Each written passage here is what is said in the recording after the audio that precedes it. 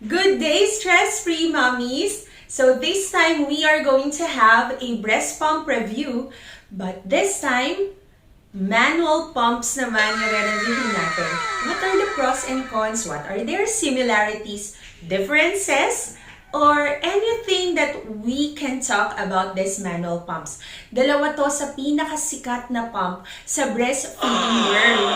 So if this is the first time that you are here in my channel, please do click subscribe, like this video and share. And if you've been watching my vlog but haven't clicked the subscribe button and the bell button, pakiclick nyo na po. Thank you!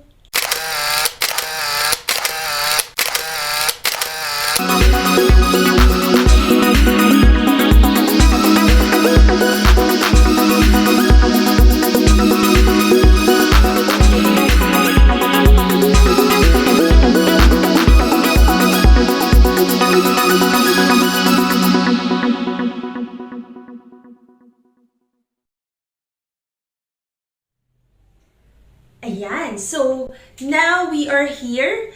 Ang i-review natin is number 1, the Medela Harmony. So yung Medela Harmony, isa to sa pinakasikat when it comes to branded breast pump in the breast pumping and in the breastfeeding groups and pages. The other one naman is Baby Float. Everyone knew about this. You can see this all around, drugstore, department store, or even supermarket. Now, pareho ko tong nagamit. You're right, pareho ko siyang nagamit. So, I've been using this manual pump way back 2013 pa. Hindi pa ganun kasikat yung breast pumping here in the Philippines. Alam na siya sa ibang bansa, but here in the Philippines, hindi pa siya ganun kasikat. So, ito yung ginagamit ko for 7 months na nagbe-breastfeed ako sa panganay ko. Actually, breast pump. No? I am an exclusive breast pumping mother. Now, next naman, this one naman is the Medela Harmony. Ayan, so branded to. And marami na rin nakakaalam nito. Plus, may mga, how they call this? This is an imported brand actually in comparison to the other one. Ayan. So, let us start first sa comparison sa kanila with the materials. Ayan. So, in terms of the materials, ito, from the word itself, this is glass. Ayan, glass pump siya. So, you really have to be careful in using this. Be careful in dropping this because, ayan na nga, it's glass. The next one naman, it is made of light materials. Plastic lang siya. Ayan. So, this is plastic. Now, if you're going to look closely to this two, makikita ninyo na this one has a lesser part. So, i-disassemble natin. If you're going to remove this, it only has 3 parts. So, the first one is the ring. Ito yung ring niya that holds this rubber to this glass. Ayan. So, ganyan mo siya i-assemble. You just place the ring here. And then, after that, that's it. You already have your pump. This one naman, so it actually has 5 parts. So, this is the first part, the handle. And then, second part, the breast shield. And then, third part, the connector. Fourth part is the valve. And last part is the bottle. Yan.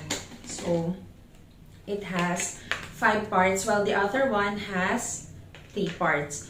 Pag-usapan naman natin ngayon yung, how they call this, yung presyo niya. So, this one, if I am not mistaken, this costs around 158 pesos.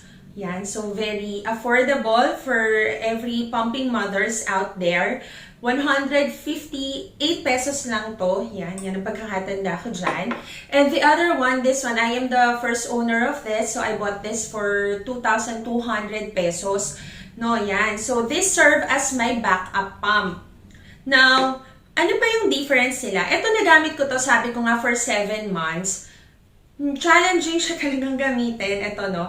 Kasi, meron ng bagong labas ngayon yung Baby Flow na manual pump wherein, meron na siya dito na butas, tapos doon mo ikakabit yung narrow neck na bottles. But in this edition, how do I call this? Nakita niyo yung parang, ayan, that part.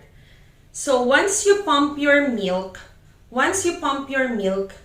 dito pupunta yung milk. Once puno na yan, you have to transfer it to a different container. Kasi hindi naman ito ma-hold. I think this can only hold around parang half of 1 ounce. So, napaka-konti. So, ang challenge pa dito is that while you are pumping, ako exclusive pumping mother ako. It means si baby hindi naglalatch sa akin. So, way back 2013, while I am using this to pump, so the other side, hindi pa naman uso nun before yung mga milk catcher. So, I really have to put another bottle on the other side para masalo yung letdown kasi sayang. So, right now, pwede kang gumamit ng haka or yung mga breast shells. Yan, para habang nagpa-pump ka on the other side, you can use it on the other side.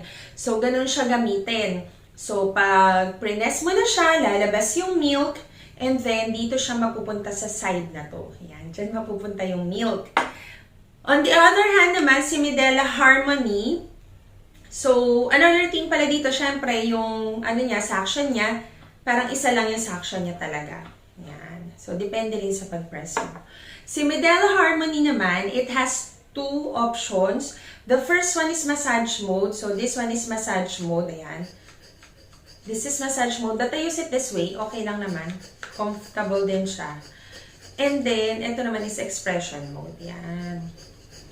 So, dalawa yung option mo, diba? This is to stimulate the milk and this is to release the milk. After that, ang maganda dito is that it has a silicone flange already, so it won't hurt your nipples. Ayan, so it has silicone flange and yun yung advantage nun, no? So, another thing is that if you have an electric breast pump, Medela breast pump to be specific, you can actually convert your manual pump to electric pump. Yes, ayan, no? You just have to place the tube here.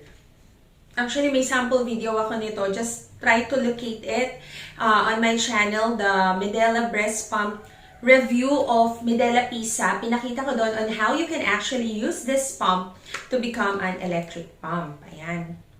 Another thing pala, of course, it's very important for you to know what is your flange size or what is the size of your nipples in terms of pumping. So that is really important. Kaya dito sa Baby Flow, it only has one size. Ito lang size na to. Ito kasing nipples na to, this is 24 mm. So my sample is 24 mm. So if you will look at it here, ayan, kung makikita nyo, it's too big for the nipples.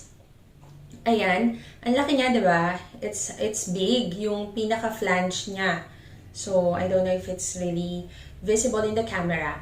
So, ang mangyayari, that's the reason why kung bakit maraming mothers ang nagsasabi na pag gumagamit sila ng pot-pot pump, that's how we call it, no? Pag gumagamit sila nitong glass pump, ay masakit. Kapag nakikita nila ako nagpa-pump, or when they hear na I am a breast pumping mother, the first thing talaga na sinasabi nila sa akin is masakit. And only to find out na eto yung na-try nila. And I tell you, masakit. 7 months ko tong gamit sa panganay ko. 7 months na ito yung ginagamit ko. And I think, nasanay na lang ako sa pain. No?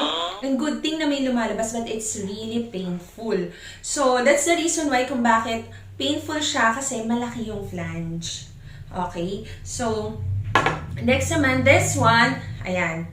Ito, 24 mm nga kasi siya. So, makikita ninyo, sukat na sukat lang siya doon sa breast pump na gagamitin natin. Yung nipples niya, sakto. So, if you're a pumping mother, ayan, ang sarap gamitin ito. And at the same time, since natatanggal yung breast shield niya, there are other breast shield na available na sakto kay Medela. So, if say for example, your nipple size is smaller, so you can actually have you can actually change this to 21, 19, 15. Hindi ko lang sure kung Medela pa rin yung mabibili nyo or other brand na which has almost the same function as the breast shield of Medela. Ayan. Another thing is that ito, kapag ka nag-pump ka, one thing that I have observed here is that once na nag-pump ka, lalo na kung yung milk mo ay malakas talaga, yung release ng output mo during that time, engorge ka, so pag pinump mo yan, sisirit yung milk mo. So there are times na napapansin ko na napupunta yung milk ko dito sa loob ng rubber. So, ganun na. So, I have to put it that way every now and then to avoid contamination, ganun. So, kasi nga nung 2013, I am a breast pumping mother, but I don't really know anything about breast pump. Tapos, at the same time, syempre, ang naiisip ko noon, parang saan ba ako bibili ng magandang electric pump?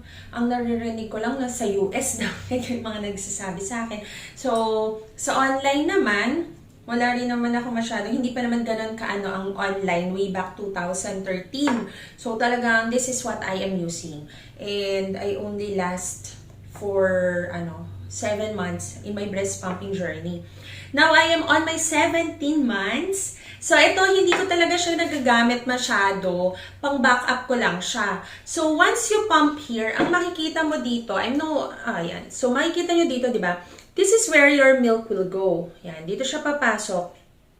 Tapos may maliit na butas dito, dyan siya dadaan. Tapos yung pinaka-air for your suction, may separate siya na tubings. Ganun yung technology nitong si Medela Harmony.